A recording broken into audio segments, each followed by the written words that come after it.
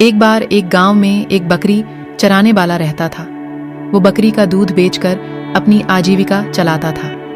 एक दिन वो अपनी बकरियों को लेकर गांव से किसी दूसरे स्थान पर चला गया और बकरियों को घास चरने के लिए वहीं बांध दिया और शांति से बैठकर सोचने लगा।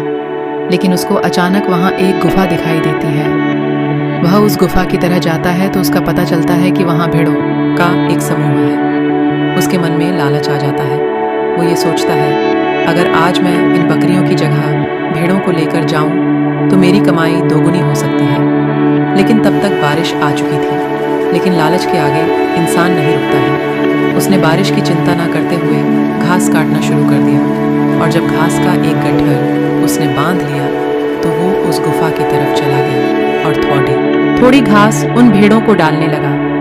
अब उसने सोचा, मेरा काम तो लगभग होने वाला है, तो क्यों ना मैं इन बकरियों की विदाई कर दूं। उसने ऐसा ही किया। एक एक करके उसने बकरियों को खूंटे से खोल दिया।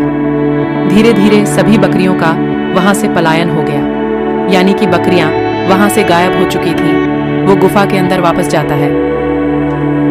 तब तक वर्षा रुक चुकी होती है। वो भेड़ों को बांधने की कोशिश करता है, लेकिन भेड़ों धीरे धीरे करके वहां से दूसरी दिशा की ओर जाती हुई नजर आती है। उसने उनको रोकने की बहुत कोशिश की, लेकिन वो उनको नहीं संभाल पाया क्योंकि भेड़ों की संख्या काफी ज्यादा थी। उसको बहुत गुस्सा आ रहा था क्योंकि अब उसकी सभी बकरियां भी छू मंतर हो चुकी थीं। वो जाती हुई भेड़ों को बोलता है कि तुमने मेरे साथ धोखा किया है।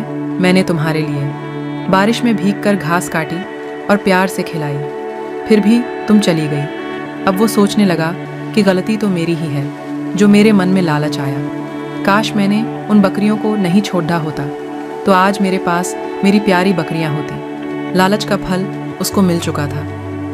इसलिए कभी भी हमें अपनी चीज़ों को छोड़कर दूसरी चीज़ों के पीछे नहीं भागना चाहिए, क्योंकि लालच के चक्कर में हम ज़्यादा पाने की इच्छा की वजह से अपना भी खो देते हैं।